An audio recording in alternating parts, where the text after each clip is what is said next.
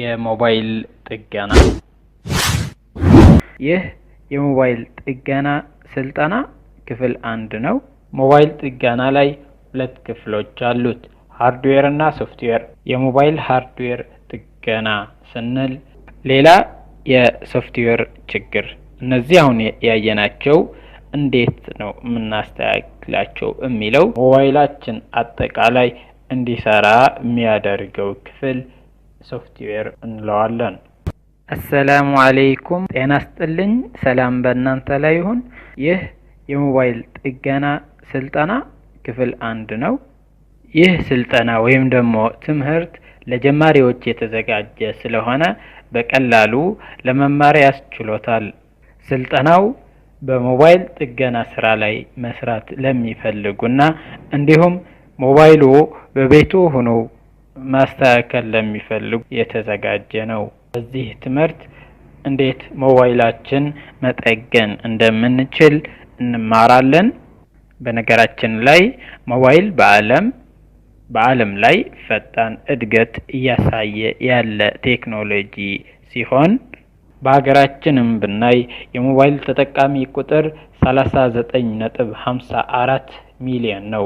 በ2019 የኢትዮ ቴሌኮም ዌብሳይት ላይ ባገኘሁት መረጃ ይህ የሞባይል ተጠቃሚ መብዛት ተከትሎ በዓለማችን ብሎም በሀገራችን የተለያዩ የሞባይል ግልጋሎት የሚሰጡ ባለሙያዎችና ካምፓኒዎች በዚህ ስራ ላይ እንዲሰማሩ አድርጓል።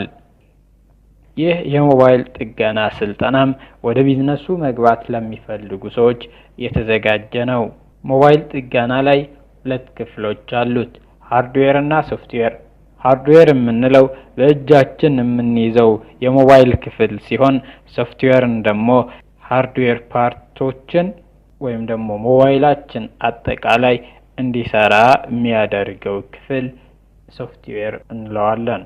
ይህ ትምህርት የሚያካትተው ጥገና ላይ የምንጠቀምባቸው መሳሪያዎች እነማን እንደሆነና አጠቃቀማቸውን እናያለን። ሁለተኛ ሞባይል እንዴት መፍታትና መግጠም እንደምንችል እናያለን። ሶስተኛ በብዛት ሞባይል ላይ የሚያጋጥሙ ችግሮችን እንለይና እንዲሁም እንዴት እንደምናስተካክላቸው በተግባር እናያለን። የሞባይል ሃርድዌር ጥገና ስንል ማይክ ወይም ደግሞ ማይክሮፎን፣ ስፒከር፣ ሪንገር፣ ቫይብሬተር፣ ስክሪን ኤንድ ተች፣ ኪፓድ፣ ኤርፎን ሶኬት፣ ኮኔክተርስ እነዚህ ላይ የሚያተኩር ነው። በመጀመሪያ የምናየው ማይክ ወይም ደግሞ ማይክሮፎን። ማይክሮፎን ማለት ቼንጅ ሳውንድ ኢነርጂ ቱ ኤሌክትሪካል ኢነርጂ፣ የኛ የምንናገረውን ድምጽ ወደ ኤሌክትሪካል ኢነርጂ የሚቀየር ክፍል ማይክሮፎን እንለዋለን።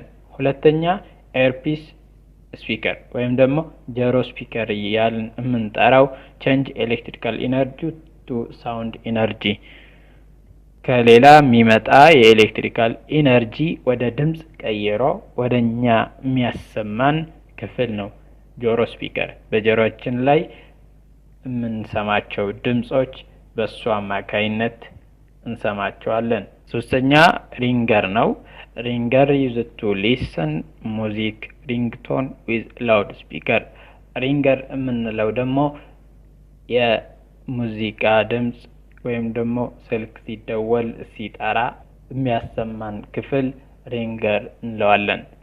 ከዛ ቀጥሎ ቫይብሬተር used to feel vibrate። ቫይብሬተር የምንለው ደግሞ ስልክ ሲጠራ ሳይለንት ሙድ ወይም ደግሞ ቫይብሬት ሙድ እንሞላለን ወይም ደግሞ ሞባይላችን ስናበራው የሚያሰማን ንዝረት በቫይብሬተሩ አማካይነት ነው። ሌላኛው ስክሪን ነው። ስክሪን is to display different informations። ስክሪን ምስሉ ላይ እንደምታዩት የትናንሾቹ ሞባይሎች ስክሪን ነው። ከውስጥ ሲታይ ስክሪን ለኛ ምስልም ሆነ የተለያዩ ጽሁፎችን ለኛ የሚያሳየን ክፍል ሲሆን ሁለተኛውን ደግሞ ተች ነው። ተች ማለት is to move or open files to programs በእጃችን የምንጽፋቸው ወይም ደግሞ ለማንቀሳቀስ የምንጠቀምበት ከስክሪን ቀጥሎ ከላይ ሞባይላችን ከስክሪን ከላይ የምናገኘው ክፍል ተች እንለዋለን። ከዛ ኪፓድ አለ። በትናንሾች ሞባይሎች ላይ የምንጠቀምበት ቁጥርን ለመጻፍ የተለያዩ ነገሮችን ለመስራት የምንጠቀምበት ታችኛውን ክፍል ኪፓድ እንለዋለን።